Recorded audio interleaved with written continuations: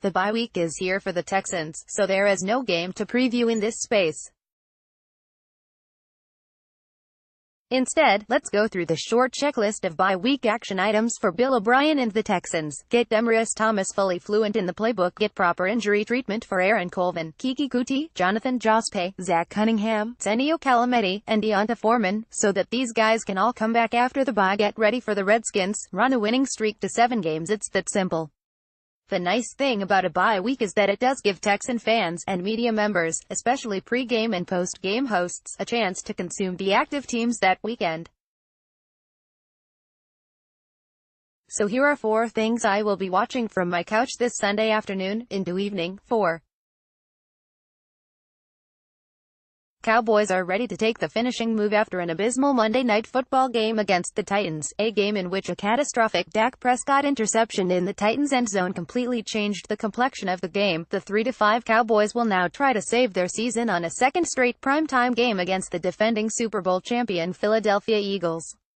While the Eagles have underwhelmed this season at 4-4, there appears to, at the very least, still be a belief and a resolve with this team, especially playing in an imminently winnable NFC East. Cowboys, on the other hand, have spent the week answering questions about their head coach's tenure, which should end soon but will probably entail a 4-year contract extension.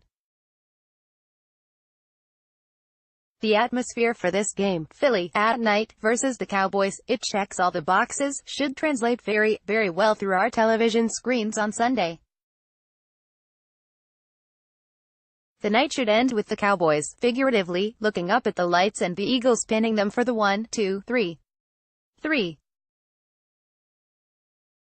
Dog Day afternoon. There are 3 games in the afternoon window on Sunday, and for the first time that I can remember, all 3 games have underdogs catching double-digit points.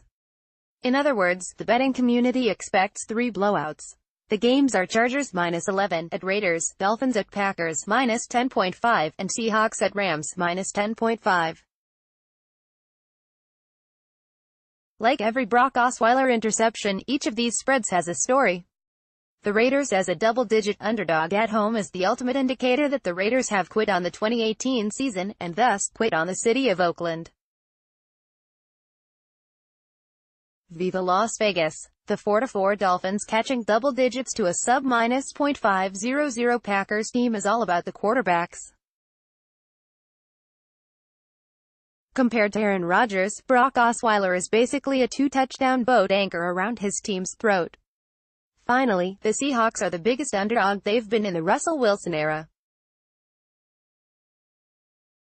They played the Rams to a near standstill at home a few weeks ago, 33-31 Rams win, so let's see what happens in Los Angeles.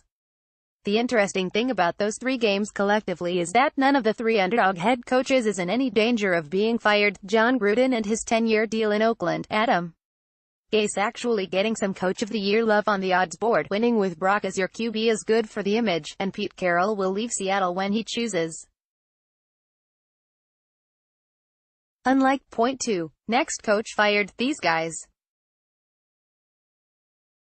Per Bovada, here is the odds board on the next NFL head coach to be relieved of duties this season, along with my commentary. Dirk Koetter 9 quarters. The Bucs are 3-5 with the worst defense in football. They host Washington this weekend as a 3-point favorite, and the Redskins are missing 3 offensive linemen, so maybe the Bucs will suck less defensively and hold off the Bucs' guillotine on Koetter for another week. Vance Joseph 9/2. Vance Joseph made at least 2 or 3 fireable decisions in that loss to the Texans last Sunday, thank God.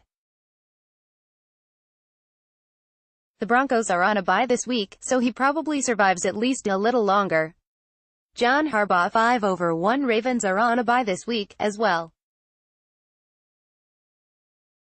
It's crazy to see Harbaugh's name mentioned here, until you realize the Ravens have made the playoffs once in the last 4 years. Steve Wilks 6/1 Firing Wilks would seem crazy, what with him being in his first year, until I realized that I wonder why the hell they ever hired him in the first place, knowing they'd be drafting a future franchise quarterback. Todd Bowles 13/2 Bowles getting the axe soon feels like a pretty solid value, although Sam Darnold's injury this week might actually give the Jets a better chance to win here in the short term. Jason Garrett, 19 halves. I would never risk one single dime betting on Jerry Jones terminating Jason Garrett. It's like burning money. Mike McCarthy, 10/1. It's about time McCarthy starts showing up on lists like these. Of course, like usual, Aaron Rodgers will probably reel off 6 straight wins and bring the temperature of McCarthy's seat back in line with actual November temps in Green Bay.